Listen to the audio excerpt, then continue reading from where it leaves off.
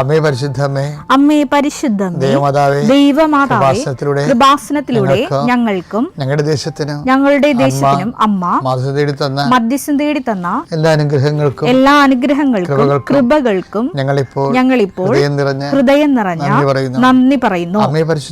അമ്മേ പരിശുദ്ധമേ, ദൈവമാതാവേ, 2004 ഡിസംബർ 7-ാം തീയതി ഉച്ചകഴിഞ്ഞ് 2:30 കൃപാസനത്തിൽ സംഭവിച്ച അമ്മയുടെ പ്രത്യക്ഷപ്പെടലിനെ കുറിച്ച് തിരുസഭയ്ക്ക് സമർപ്പിച്ചിരിക്കുന്ന പഠനരേഖകളുടെ മേൽ സഭാത്മകമായ പഠനം ആരംഭിക്കുവാൻ ഞങ്ങൾ പ്രാർത്ഥിക്കുന്നു. അമ്മേ പരിശുദ്ധമേ, ഭൂസ്വർലോകങ്ങളുടെ രാജ്ഞിയായ അങ്ങയ്ക്ക് ഭൗമ സംരക്ഷണത്തിനായി പ്രപഞ്ചപ്രകൃതിയെ തന്നെ തിരുസഭ പ്രതിഷ്ഠിക്കുവാൻ ഈ പ്രത്യക്ഷീകരണം വഴി ഇടയാക്കണമേ. പരിശുദ്ധമ്മേ, ജപമാല മാതാവേ, സകല കൃപാസനം പ്രാർത്ഥനകളോടും ചേർത്ത് ഞങ്ങളിപ്പോൾ പ്രാർത്ഥിക്കുന്ന ഈ കുടുംബത്തിന്റെ പ്രത്യേക നിയോഗം. അമ്മയുടെ പ്രത്യക്ഷീകരണത്തിന്റെ ഈ അനുഗ്രഹവേളയിൽ ഞങ്ങൾക്ക് സാധിച്ചു തരുവാൻ കനിയണമേ. ആമേൻ. വിശ്വാസ പ്രമാണം. സർവശക്തനായ പിതാവും ആകാശത്തിന്റെയും ഭൂമിയുടെയും സൃഷ്ടാവുമായ ദൈവത്തിൽ ഞാൻ വിശ്വസിക്കുന്നു. അവിടുത്തെ ഏകപുത്രനും ഞങ്ങളുടെ കർത്താവുമായ ഈശോമിശിഹായിലും ഞാൻ വിശ്വസിക്കുന്നു. ഈ പുത്രൻ പരിശുദ്ധാത്മാവിനാൽ ഗർഭസ്ഥനായി കന്യകാമറിയത്തിൽ നിന്ന് പിറന്ന് പൊന്തിയോസ് പീലാത്തോസിന്റെ കാലത്ത് പീഡകൾ സഹിച്ച് കുരിശിൽ തറയ്ക്കപ്പെട്ട് മരിച്ച് അടക്കപ്പെട്ട് പാതാളങ്ങളിൽ ഇറങ്ങി മരിച്ചവരുടെ ഇടയിൽ നിന്ന് 3-ാം നാൾ ഉയർത്ത് സ്വർഗത്തിലേക്ക് എഴുന്നള്ളി സർവശക്തിയുള്ള പിതാവായ ദൈവത്തിന്റെ വലതുഭാഗത്തിരിക്കുന്നു. അവിടെ നിന്ന് ജീവിക്കുന്നവരെയും മരിച്ചവരെയും വിധിക്കുവാൻ വരുമെന്നും ഞാൻ വിശ്വസിക്കുന്നു. പരിശുദ്ധാത്മാവിലും ഞാൻ വിശ്വസിക്കുന്നു. വിശുദ്ധ കത്തോലിക്കാ സഭയിലും പുണ്യവാന്മാരുടെ ഐക്യത്തിലും പാപങ്ങളുടെ മോചനത്തിലും ശരീരത്തിന്റെ ഉയർപ്പിലും നിത്യമായ ജീവിതത്തിലും ഞാൻ വിശ്വസിക്കുന്നു. ആമേൻ. സുഖസ്ഥനായ ഞങ്ങളുടെ പിതാവേ, അങ്ങയുടെ നാമം പൂജിതമാകണമേ. അങ്ങയുടെ രാജ്യം വരണമേ. അങ്ങയുടെ തിരുമനസ് സ്വർഗത്തിലെ പോലെ ഭൂമിയിലും ആകണമേ. അന്നു വേണ്ടുന്ന ആഹാരം ഇന്ന് ഞങ്ങൾക്ക് തരണമേ. ഞങ്ങളോട് തെറ്റ് ചെയ്യുന്നവരോട് ഞങ്ങൾ ക്ഷമിക്കുന്നത് പോലെ ഞങ്ങളുടെ തെറ്റുകൾ ഞങ്ങളോടും ക്ഷമിക്കണമേ. ഞങ്ങളെ പ്രലോഭനത്തിൽ ഉൾപ്പെടുത്തരുതേ, തിന്മയിൽ ഞങ്ങൾ രക്ഷിക്കണമേ. ആമേൻ. നന്മ നിറഞ്ഞ മറിയമേ, സ്വസ്തി. കർത്താവ് അങ്ങയുടെ കൂടെ സ്ത്രീകളിൽ അങ്ങ് അനുഗ്രഹിക്കപ്പെട്ടവളാകുന്നു. അങ്ങയുടെ ഉദരത്തിൻ ഫലമായി ഈശോ അനുഗ്രഹിക്കപ്പെട്ടവനാകുന്നു. പരിശുദ്ധ മറിയമേ, തമ്പുരാന്റെ അമ്മേ, പാപികളായ ഞങ്ങൾക്ക് വേണ്ടി ഇപ്പോഴും ഞങ്ങളുടെ മരണസമയത്തും തമ്പുരാനോട് അപേക്ഷിക്കണമേ. ആമേൻ.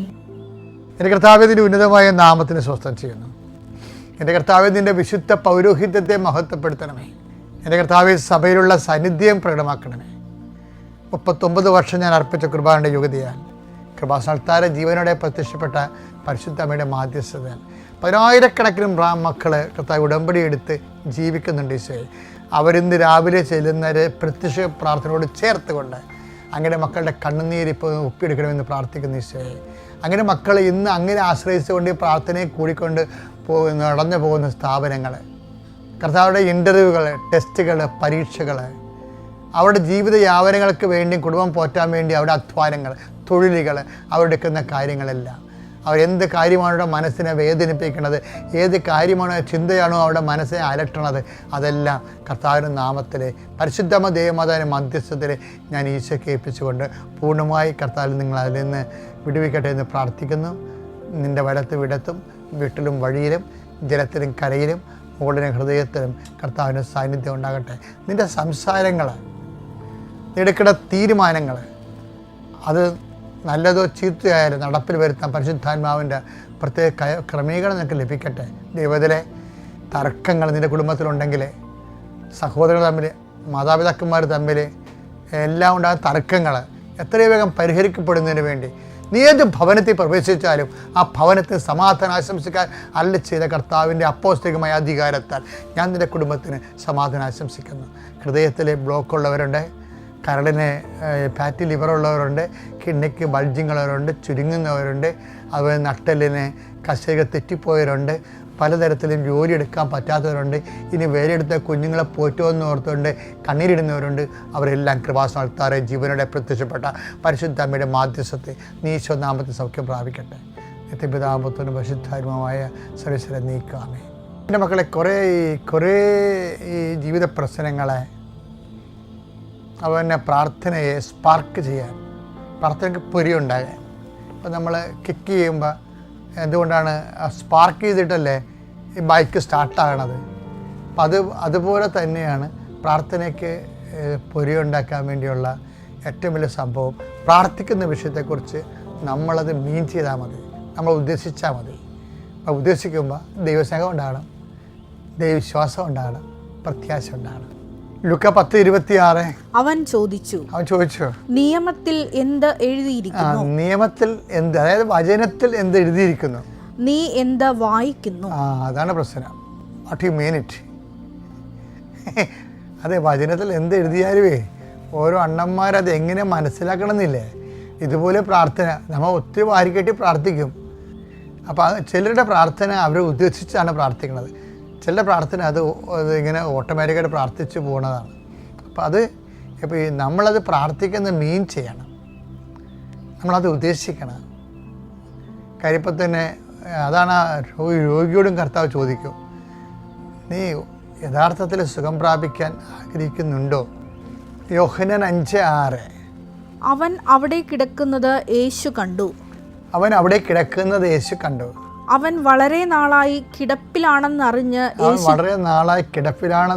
യേശു ചോദിച്ചു, സുഖം പ്രാപിക്കാൻ നിനക്ക് ആഗ്രഹമുണ്ടോ? അതായത് യഥാർത്ഥത്തിൽ നീ ആഗ്രഹിക്കുന്നുണ്ടോ സുഖം പ്രാപിക്കാൻ? കാര്യമേ ഇതാണ് എൻ്റെ വിധിയെന്ന് വിധിയോട് ചില ആൾക്കാർ സമരസപ്പെട്ടു പോകും, കണ്ടീഷൻഡായി പോകും ആൾക്കാർ. അപ്പം അവർക്ക് അതായത് ദൈവത്തിൻ്റെ ആവശ്യം പോലെ സുഖം പ്രാപിക്കണേ, സുഖം പ്രാപിപ്പിക്ക് നോക്കട്ടെ എന്നിട്ട് പുള്ളിക്കാരൻ അതിൻ്റെ അകത്ത് മെഴുകിയിരിക്കുകയും. അപ്പോൾ അതുകൊണ്ട് ഈശോ അവൻ്റെ ബോധ തലത്തിലേക്ക് ഇത് കൊണ്ടുവരും. അവൻ്റെ അവബോധ തലത്തിൽ അവൻ പറയണത് സുഖം പ്രാപിച്ച് എൻ്റെ വിധി ഇവിടെ കിടന്നായിരിക്കും തീരണത്. തീരട്ടെ. അങ്ങനെ കുറേ ആൾക്കാരുണ്ട്, തീരണമേ നടക്കുന്ന ആൾക്കാരുണ്ട്. അത് പുറത്ത് പറയത്തില്ല, എൻ്റെ ഉള്ളു മനസ്സിലുണ്ടാവും. അതിനെ ഈശോ മുകളിൽ കൊണ്ടുവരികയാണ്. എന്താണ്? നിൻ്റെ വിധി തിരുത്താൻ പോകുന്നു. Do you mean it? നീ അത് ഉദ്ദേശിക്കുന്നുണ്ടോ? നീ ആഗ്രഹിക്കുന്നുണ്ടോ? അപ്പോൾ യെസ് മൈ ലോർഡ്. അപ്പോഴാണ് അയാൾ പറയണത് എന്നെ സഹായിക്കാൻ ആരുമില്ലെന്ന് പറയണത്. ഇത് പ്രാർത്ഥനയെ സ്പാർക്ക് ഉണ്ടാക്കുന്നതാണ്. നമ്മൾ പറയണ കാര്യങ്ങൾ നമ്മൾ മീൻ ചെയ്ത ഉടനെ പ്രാർത്ഥനയെ പൊരിയുണ്ടാവും, പ്രാർത്ഥനയുണ്ട്, സ്പാർക്കുണ്ടാവും. അപ്പം അത് എപ്പോഴും ഇതുപോലെ ആയിരിക്കണം. നമ്മൾ എന്ത് പ്രാർത്ഥിച്ചാൽ അത് നമ്മൾ ഓൺ ചെയ്യണം, അത് മീൻ ചെയ്യണം, അത് നമ്മൾ അതുപോലെ ഉദ്ദേശിക്കണം. കറക്റ്റാണ്, ഞാൻ ഇത് ഉദ്ദേശിക്കുന്നുണ്ട്, ഞാൻ ഉദ്ദേശിച്ച് തന്നെ പ്രാർത്ഥിക്കണം. അല്ലെങ്കിൽ ആൾക്കാർ പറയാം അതിന് ആത്മാർത്ഥമായിട്ടാണ് ഞാൻ പ്രാർത്ഥിക്കണമെന്നൊക്കെ പറയത്തില്ലേ, അതാണ് ഈ സാധനം. പ്രാർത്ഥന സ്പാർക്ക് ഉണ്ടാക്കുന്നത്. എന്താ കാര്യം വെച്ചാൽ എപ്പോഴും ഞാൻ മനസ്സിലാക്കണം, ഈ വചനം ഉണ്ടല്ലോ, വചനം എപ്പോഴും നമ്മളിങ്ങനെ ഇടക്കിടക്ക് വായിക്കാനുള്ള, എപ്പോഴും വായിക്കണമെന്നാണ് ഞാൻ നിങ്ങളോട് പറയണത്. നിങ്ങളുടെ പരാധീനതകൾ ദൈവത്തോട് പറയണം. കർത്താവേ, ഇപ്പം ഞാനിപ്പോൾ കുറേ നാളായിട്ട് പറഞ്ഞുകൊണ്ടിരിക്കുന്ന കാര്യം, എനിക്ക് പണ്ട് ഭയങ്കര ഈ കുർബാന സ്വീകരിക്കുമ്പോൾ വല്ലാത്ത ഇൻറ്റിമസി ആയിരുന്നു, എൻ്റെ കണ്ണൊക്കെ നിറയുമായിരുന്നു. ഇപ്പോൾ കുറേ നാളായിട്ട് ഞാൻ കണ്ണൊക്കെ നിറയുന്നില്ല. അപ്പോൾ എനിക്ക് വല്ല കുഴപ്പമുണ്ടാകും. ഞാൻ എങ്ങനെ ചിന്തിച്ചൊക്കെ ഹരിച്ചും കുണിച്ചും നോക്കിയിട്ട് കുഴപ്പം കണ്ടുപിടിക്കാൻ പറ്റില്ല.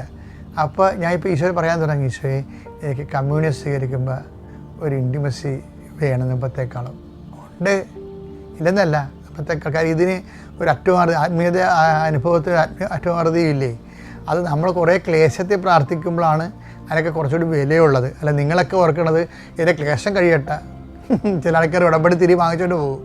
എന്നിട്ട് ഞാൻ ചേച്ചി ഉടമ്പടി എടുത്തണം, എടുത്തേ, കത്തിച്ചിട്ടില്ല, അത് മകൾ പ്രസവിക്കാൻ വന്ന് നിൽപ്പുണ്ട്, അവളുടെ പ്രസവം കഴിഞ്ഞ് പോകുമ്പോഴേ തിരി കത്തിക്കാതിരിക്കും. എന്ത് പറയാനാണ് കാര്യം? നമ്മളത് കടലിലെ വെള്ളമെല്ലാം തിരയെല്ലാം ഒഴിഞ്ഞു പോയിട്ട് വല്ലവർക്കും കടലിൽ കുളിക്കാൻ പറ്റുക? ആ തിരയിലാണ് ആൾക്കാരെ കുളിക്കുന്നത്, പ്രസംഗങ്ങളിലാണ് പ്രാർത്ഥന. പ്രസംഗവും ഉണ്ടാവും, പ്രാർത്ഥനയും ഉണ്ടാവും, അത് രണ്ടും ഒരുമിച്ച് പോകും. എൻ്റെ പേര് പ്രിൻസില. ഞാൻ വരുന്നത് മൗണ്ട് കാർമൽ ചർച്ച് മരിയാപുരം ഇടവകയിൽ നിന്നാണ്. ഞാൻ ആദ്യമായിട്ട് കൃപാസനത്തിൽ വരുന്നത് 2018 നവംബറിലാണ്. ഞാൻ തീർത്ഥാടന ഉടമ്പടി എടുക്കുന്നത് 2019 ഏപ്രിൽ 7-ാം തീയതിയാണ്. ഞാൻ കൃപാസനത്തെക്കുറിച്ച് അറിയുന്നത് കൃപാസനം പത്രത്തിലൂടെയാണ്. ഞാൻ ഒരു ദിവസം ഒരു പള്ളിയിൽ പോയി ഞാൻ കുർബാന കഴിഞ്ഞ് പ്രാർത്ഥിച്ചുകൊണ്ടിരിക്കുമായിരുന്നു. അപ്പോഴേക്കും എൻ്റെ മടിയിലാരോ പത്രം വെച്ച് തന്നു. ഞാൻ കണ്ണ് തുറന്ന് നോക്കിയപ്പോൾ ഞാൻ അവിടെ ആരെയും കണ്ടില്ല. എന്നോടൊപ്പം പ്രാർത്ഥിക്കുന്ന കുറേ ആൾക്കാരെ മാത്രമേ ഞാൻ കണ്ടിരുന്നുള്ളൂ. പക്ഷേ ഈ കൃപാസനം പത്രം എൻ്റെ ജീവിതത്തിൻ്റെ തന്നെ ഒരു വഴിത്തിരിവായെന്ന് വേണം പറയാൻ. ഞാനിവിടെ ആദ്യമായിട്ട് ഉടമ്പടിയിൽ വയ്ക്കുമ്പോൾ ഞാൻ വെച്ചിരുന്ന ഒരു നിയോഗമായിരുന്നു, ഞങ്ങൾക്ക് ഒരു വ്യക്തി ഒരു 4 വർഷമായിട്ട് ഒരു 8 ലക്ഷം രൂപ തരാനുണ്ടായിരുന്നു. അപ്പോൾ അത് ഒരിക്കലും ഇത് കിട്ടത്തില്ല എന്നാണ് ഞങ്ങൾ വിചാരിച്ചിരുന്നത്. കാരണം ഞങ്ങളതിന് കിട്ടത്തില്ല, അത് മാറ്റിവെച്ച ഒരു കാര്യമായിരുന്നു. പക്ഷേ ഉടമ്പടി എടുത്ത് 7ാമത്തെ ദിവസം തന്നെ ആ പൈസ ഞങ്ങൾക്ക് യാതൊരുവിധ പ്രശ്നങ്ങളൊന്നും ഇല്ലാതെ ഞങ്ങൾക്ക് ആ എമൗണ്ട് കിട്ടി. ഇത്രയും വലിയ അനുഗ്രഹം ചൊരിഞ്ഞതിന് അമ്മ മാതാവിന് ആദ്യമേ നന്ദി പറയുന്നു. പിന്നെ എൻ്റെ പപ്പയ്ക്ക് 6 വർഷമായിട്ട് കണ്ണിൽ വന്നിട്ട് കുറച്ച് പ്രശ്നങ്ങളുണ്ടായിരുന്നു. അപ്പോൾ ഞങ്ങളൊരിക്കൽ ട്രീറ്റ്മെൻറ്റിന് പോയപ്പോഴാണെങ്കിൽ അവർ പറഞ്ഞത് കണ്ണിൽ വന്നിട്ട് BP കൂടിയിട്ട് ഫ്ലൂയിഡ് നിറഞ്ഞിരിക്കുവാണ്. അപ്പോൾ ഒരു 10,000-ഓളം വില വരുന്ന ഒരു ഇഞ്ചക്ഷൻ എടുക്കണം, എന്നാൽ മാത്രമേ അതിന് ഫ്ലൂയിഡിനെ റിമൂവ് ചെയ്യാൻ പറ്റത്തുള്ളൂ. അപ്പോഴേക്കും ഞാൻ മാതാവിനോട് പ്രാർത്ഥിക്കുകയായിരുന്നു. ആ സമയത്ത് ഞാൻ ഉടമ്പടിയിലായിരുന്നു. ഞാൻ ഉടമ്പടിയിൽ പ്രാർത്ഥിക്കുമായിരുന്നു. എന്നിട്ട് ഞാൻ ആ സമയത്ത് അടുത്ത് റീസ്കാനിങ്ങിന് പോയപ്പോൾ പപ്പയെ ഞാനാണ് കൊണ്ടുപോയത്. എന്നിട്ട് അന്ന് ഒരു ചൊവ്വാഴ്ചയായിരുന്നു. കൃപാസന യൂട്യൂബിൽ ധ്യാനം നടക്കുന്ന സമയമായിരുന്നു. ഞാനവിടെ ഹെഡ്സെറ്റ് വെച്ച് ഇവിടെ ധ്യാനം കൂടുകയായിരുന്നു. അപ്പോൾ ടെസ്റ്റിന് വേണ്ടി കയറിയപ്പോൾ ഞാൻ ഉടമ്പടി തൈലം വിശ്വാസ പ്രമാണം ചൊല്ലി കണ്ണിൽ പുരട്ടി പ്രാർത്ഥിച്ചിട്ടാണ് അകത്തേക്ക് വിട്ടത്. പക്ഷേ തിരിച്ചു വന്നപ്പോഴേക്കും ഇതിൽ ടെസ്റ്റിൽ ഒരു കുഴപ്പവും ഉണ്ടായിരുന്നില്ല. അങ്ങനെ ഇഞ്ചക്ഷൻ എടുക്കേണ്ട ആവശ്യം ഒന്നും വേണ്ട. അറ്റ്ലീസ്റ്റ് ഈ ലെൻസിൻ്റെ പവർ പോലും ചേഞ്ച് ചെയ്യേണ്ട ആവശ്യമില്ലായിരുന്നു. അങ്ങനെ മാതാവ് വലിയൊരു അനുഗ്രഹമാണ് ഞങ്ങൾക്ക് ആ നിമിഷം ചെയ്തത്. പിന്നെ ഞങ്ങൾക്ക് 2 മാസത്തിന് മുമ്പായിട്ട് പപ്പയ്ക്ക് പെട്ടെന്ന് വയറിൽ ഗ്യാസ് നിറഞ്ഞതുപോലെയും മോശം പോവാത്തയും വയറുവേദനയായിട്ട് പെയിനായിട്ട് ഞങ്ങൾ ഹോസ്പിറ്റലിൽ കൊണ്ടുപോയപ്പോഴേക്കാണെങ്കിൽ ഞങ്ങൾ ഗ്യാസിൻ്റെ പ്രശ്നമെന്നൊക്കെയാണ് വിചാരിച്ചിരുന്നത്. അതിനു മുമ്പ് വയറിൽ അങ്ങനെ വലിയ പ്രശ്നമൊന്നും ഉണ്ടായതല്ല. അപ്പോൾ ഞങ്ങൾ കൊണ്ടുപോയപ്പോൾ അവർ സ്കാൻ ചെയ്തിട്ട് പറഞ്ഞു, ഇങ്ങനെ കുടലിൽ വന്നിട്ടൊരു പാച്ചസ് കാണപ്പെടുന്നുണ്ട്. ആ പാച്ചസ് ചിലപ്പോൾ ക്യാൻസർ വരെ വരാൻ ചാൻസ് ഉണ്ട്. പക്ഷേ അങ്ങനെ എന്തെങ്കിലും ഉണ്ടെങ്കിൽ നമ്മൾ BP ഷുഗറിന് ലൈഫ് ലോങ് മെഡിസിൻ കഴിക്കുന്നത് പോലെ ഇതിന് മെഡിസിൻ കഴിക്കണം. പക്ഷെ അല്ലാതെ ഇത് ക്യൂർ ആവത്തില്ല, പൂർണ്ണമായിട്ടത് ക്യൂർ ആവത്തില്ല എന്ന് പറഞ്ഞു. എനിക്ക് പക്ഷേ ഈ കൃപാസനത്തെ ഉടമ്പടി എടുത്തതിന് ശേഷം ഞാൻ ഏത് ഹോസ്പിറ്റൽ ആരെ കൊണ്ട് പോയാലും ഞാൻ ഉടമ്പടി കാശ് രൂപം കയ്യിൽ വെച്ചേക്കും. പക്ഷേ എനിക്ക് വലിയ പേടിയൊന്നുമില്ല ഈ ഒരു അസുഖമൊക്കെ കേട്ടപ്പോൾ. അപ്പോൾ സ്കാൻ ചെയ്തു. അതിനുശേഷം വീണ്ടും പറഞ്ഞു റീസ്കാൻ ചെയ്യണമെന്ന് പറഞ്ഞു. അപ്പോൾ എൻ്റെ വീട്ടിലാണ് ഞാൻ ഈ കൃപാസനത്തിൽ ഒരു 7 പത്രം എൻ്റെ കയ്യിൽ ഇരിപ്പുണ്ടായിരുന്നു. അപ്പോൾ ഞാനത് വീട്ടിൽ ചെന്ന് എടുത്തിട്ട് ആ ഹോസ്പിറ്റലിൽ തന്നെ ഞാൻ മാതാവിനിങ്ങനെ പറഞ്ഞു കൊടുത്തു, മാതാവിനെ കുറിച്ചൊക്കെ പറഞ്ഞു കൊടുത്തു. അവരുടെ യൂട്യൂബൊക്കെ സബ്സ്ക്രൈബ് ചെയ്യിപ്പിച്ചു. അങ്ങനെയൊക്കെ ഞാൻ ചെയ്യിപ്പിച്ചതിന് ശേഷമാണ് ഞാൻ കൃപാസനം പത്രം കൊടുക്കുന്നത്. അതിനുശേഷം സ്കാൻ നേരത്തെ രാവിലെ കഴിഞ്ഞു. ഞാൻ ഉച്ചയ്ക്ക് ശേഷം പോയി പത്രമൊക്കെ കൊടുത്തു. 6:30 സ്കാൻ റിസൾട്ട് വാങ്ങാൻ പറഞ്ഞു. റിസൾട്ടിന് മുമ്പായിട്ട് ഞാൻ പത്രമൊക്കെ കൊടുത്തതിന് ശേഷം പോയി വാങ്ങിച്ചു. പക്ഷേ ആദ്യം പറഞ്ഞ ഒരു കാര്യവും ആ സ്കാനിങ്ങിൽ അവർ കണ്ടില്ല, അവർക്കത് കാണാൻ പറ്റുന്നില്ലെന്നാണ് പറഞ്ഞത്. പിന്നീട് അവർ കൊളോണോസ്കോപ്പി ചെയ്യണമെന്ന് പറഞ്ഞു. പക്ഷേ ഇതൊന്നും ചെയ്യേണ്ടി വന്നില്ല. പെട്ടെന്ന് തന്നെ നോർമലായി ഞങ്ങൾ വീട്ടിലേക്ക് ഡിസ്ചാർജ് ചെയ്ത് കൊണ്ടുവന്നു. പിന്നീടാണെങ്കിൽ ഇടയ്ക്കൊരു പ്രശ്നം ഉണ്ടായെന്ന് വെച്ചാൽ മറ്റേ കൊളൈറ്റിസിൻ്റെ പ്രശ്നമായിരുന്നു. എന്ന് വെച്ചാൽ ദേഹത്തിലെ നീരെല്ലാം താഴെ കാലിൽ 2ഉം കൂടെ വീർത്ത്, ആ സമയത്ത് ഷുഗർ പേഷ്യൻ്റാണ്. അപ്പോൾ കാലൊക്കെ ഭയങ്കരമായിട്ട് നീരായിട്ട് നമ്മളൊന്ന് തൊട്ട് കഴിഞ്ഞാൽ അങ്ങ് വിരൽ താഴ്ന്നു പോകുന്ന രീതിയിൽ പഴുത്തിരിക്കുവാണ്. അപ്പോൾ ഷുഗർ പേഷ്യൻ്റ് ആയതുകൊണ്ട് ഞങ്ങൾ നന്നായിട്ട് കെയർ ചെയ്തു. അപ്പോൾ ഹോസ്പിറ്റലിൽ കൊണ്ടുപോയിട്ട് കൊളൈറ്റിസിൻ്റെ പ്രശ്നമാണ്. ആൻറ്റിജൻ ആൻറ്റിബയോട്ടിക് 15 ദിവസം എടുക്കുവാണെങ്കിൽ തീരാവുന്ന പ്രശ്നമേ ഉള്ളൂ. പക്ഷേ പപ്പയാണെങ്കിൽ ഒന്നിനും മെഡിസിൻ എടുക്കില്ല. ഹോസ്പിറ്റലിൽ അഡ്മിറ്റ് ആകുന്ന സമയത്ത് നഴ്സുമാർ കൊടുക്കുമ്പോൾ ആ മെഡിസിൻ കഴിക്കും, അല്ല ഞാനും അമ്മയും കൊടുത്ത മെഡിസിൻ ഒന്നും കഴിക്കില്ല. പക്ഷേ ഞങ്ങൾ ഒരു കാര്യം ചെയ്യുമായിരുന്നു, ഞങ്ങൾ ഉടമ്പടി തൈലവും ഉപ്പും മുടങ്ങാതെ കൊടുക്കുമായിരുന്നു. ഞങ്ങൾ ആദ്യം മെഡിസിൻ പോലെ കൊടുക്കുന്നത് ഇതാണ്. പക്ഷേ വേറെ ഒരു മെഡിസിനും ഒരു ആൻറ്റിബയോട്ടിക് എടുക്കാതെ തന്നെ പൂർണ്ണമായിട്ടും ഒരു 3 ദിവസം കൊണ്ട് കാല് നോർമലായി. പക്ഷെ ആരും വിശ്വസിക്കത്തില്ല, കാലിപ്പോൾ പഴയ നോർമൽ കാല് പോലെ തന്നെയാണ് ഇരിക്കുന്നത്. ഇത്രയും വലിയ അനുഗ്രഹം ചൊരിഞ്ഞ് എൻ്റെ മാതാവിന് ഞാൻ നന്ദി പറയുന്നു. പിന്നെ അടുത്തതായിട്ട് എൻ്റെ അമ്മയ്ക്കാണ്. ഞാൻ ഉടമ്പടി എടുത്ത സമയത്ത് ഞാൻ ഹോസ്റ്റലിലായിരുന്നു. അപ്പോൾ ഞാൻ വീട്ടിൽ അവിടെ നീലത്തിരിയും പച്ചത്തിരിയും കത്തിക്കുന്ന സമയത്ത് ബാലൻസ് വരുന്ന ആ കുറേ മെഴുകുണ്ടല്ലോ, അത് ഞാൻ ഹോസ്റ്റലിൽ കളയത്തില്ല, അതിനെ ഞാൻ വീട്ടിൽ കൊണ്ടുവന്ന് സൂക്ഷിച്ച് വയ്ക്കും. അപ്പോൾ അമ്മയ്ക്ക് കാലിൽ 2 മാസമായിട്ട് ആണി രോഗമായിരുന്നു. അപ്പോൾ ഈ ആണി രോഗം കൊണ്ട് അമ്മയ്ക്ക് നടക്കാൻ പോലും സാധിക്കുന്നില്ലായിരുന്നു. അപ്പോൾ അമ്മയും കൃപാസനത്തിൽ നല്ല വിശ്വാസമാണ്. അപ്പോൾ ഈ കത്തി തീർന്ന ഈ മെഴുകിനെ ഉരുക്കി അമ്മ ജസ്റ്റ് കാലിൽ വെച്ചു. ഒരു ദിവസം രാത്രി പ്രാർത്ഥിച്ചിട്ട് അങ്ങനെ ജസ്റ്റ് ചെയ്തു വെച്ചു.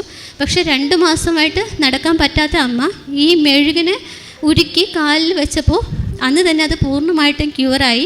2 കാലിലും ആണി രോഗം അന്ന് തന്നെ എൻ്റെ അമ്മയ്ക്കത് മാറിക്കിട്ടി. അപ്പോൾ ഇത് ചെയ്ത ഇത്രയും വലിയ അനുഗ്രഹം ചെയ്ത എൻ്റെ അമ്മ മാതാവിന് ഞാൻ നന്ദി പറയുന്നു. പിന്നെ എൻ്റെ സഹോദരന് 35 വയസ്സുണ്ടായിരുന്നു. വിവാഹത്തിന് ഒത്തിരി തടസ്സങ്ങളുണ്ടായിരുന്നു. ഞാൻ ആദ്യത്തെ ഉടമ്പടിയിൽ തന്നെ എൻ്റെ സഹോദരൻ്റെ വിവാഹത്തിന് വേണ്ടി വെച്ചിട്ടുണ്ടായിരുന്നു.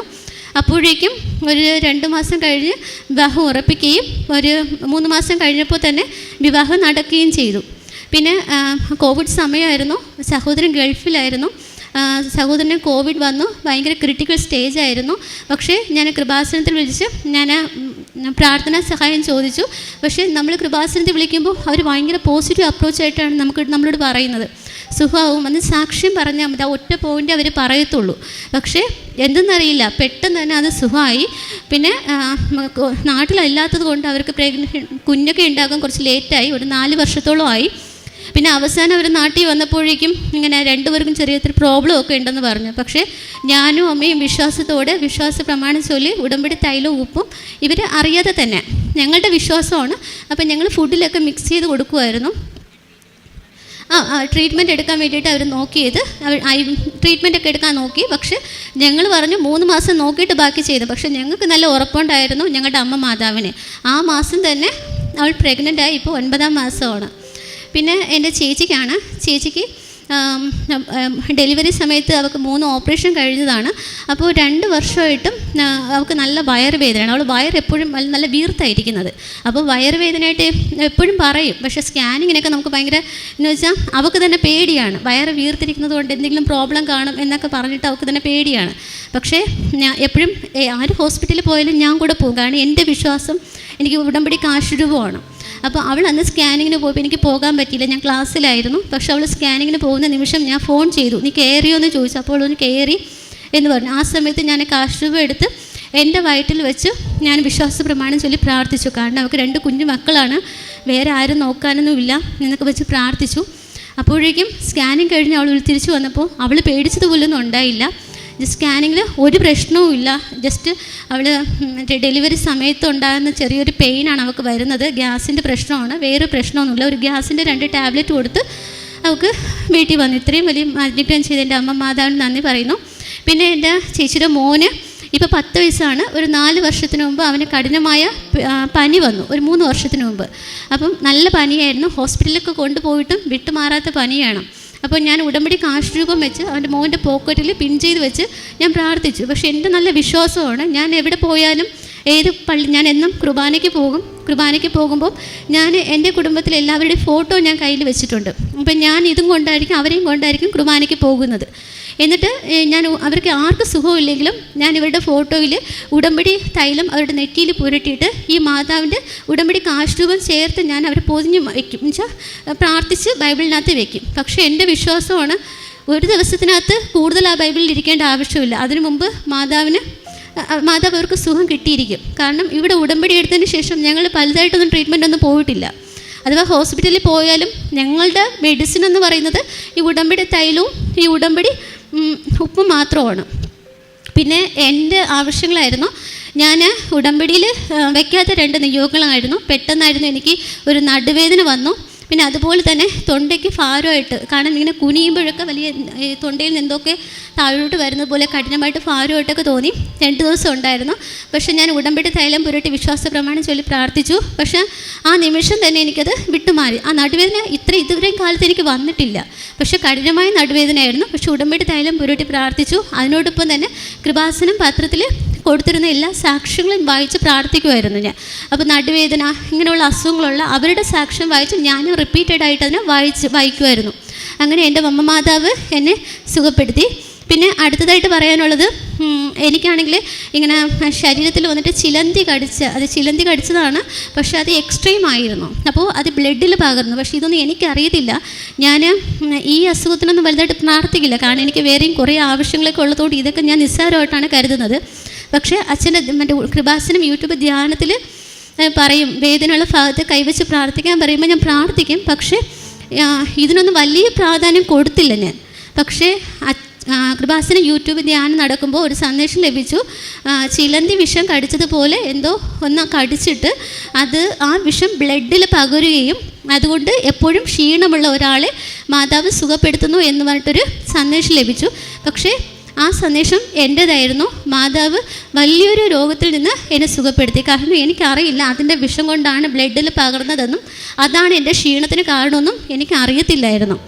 പിന്നെ ഇതിനൊക്കെ പുറമേ ആയിട്ട് ഏറ്റവും വലിയ സാക്ഷ്യം എന്ന് പറയുന്നത് ഞാനിപ്പോൾ ഇവിടെ നിങ്ങളുടെ ഫ്രണ്ടിൽ നിൽക്കുന്ന ഒരു സാക്ഷ്യം തന്നെയാണ്. കാരണം ഞാൻ പറഞ്ഞു നേരത്തെ, ഞാൻ ആ പള്ളിയിൽ കുർബാന കഴിഞ്ഞ് ഇങ്ങനെ പ്രാർത്ഥിച്ചിരുന്ന സമയത്താണ് ആരോ എൻ്റെ മടിയിൽ ഉടമ്പടി പത്രം വെച്ചത്. ശരിക്കും അത് എൻ്റെ ജീവിതത്തിൽ ഒരു ടേണിംഗ് പോയിൻ്റ് ആയിരുന്നു. ആ സമയത്ത് എൻ്റെ ജീവിതത്തിൽ ഞാൻ എല്ലാം നഷ്ടപ്പെട്ട് നിൽക്കുന്ന ഒരവസ്ഥയിലായിരുന്നു. കാരണം എൻ്റെ ഫ്രണ്ടിൽ ഇനി ആത്മഹത്യ അല്ലാതെ വേറെ വഴിയൊന്നുമല്ല എന്ന ഒരു സിറ്റുവേഷനാണ് എനിക്ക് കൃപാസനം പത്രം കിട്ടിയത്. അപ്പോൾ ഞാൻ വന്ന് ഉടമ്പടി എടുത്തപ്പോൾ ഞാൻ 6 നിയോഗങ്ങൾ ഞാൻ മനസ്സിൽ കരുതി ഇന്ന നിയോഗങ്ങൾ വെക്കണമെന്ന്. പക്ഷേ ഇവിടെ ധ്യാനത്തിൽ അച്ഛൻ പറയുന്നുണ്ട്, നമ്മൾ ഈ നിയോഗങ്ങൾ എഴുതുമ്പോൾ അമ്മ മാതാവ് നമ്മുടെ അടുത്ത് വന്ന് നിന്ന് നമ്മളെ കൊണ്ട് എഴുതിപ്പിക്കുമെന്ന്.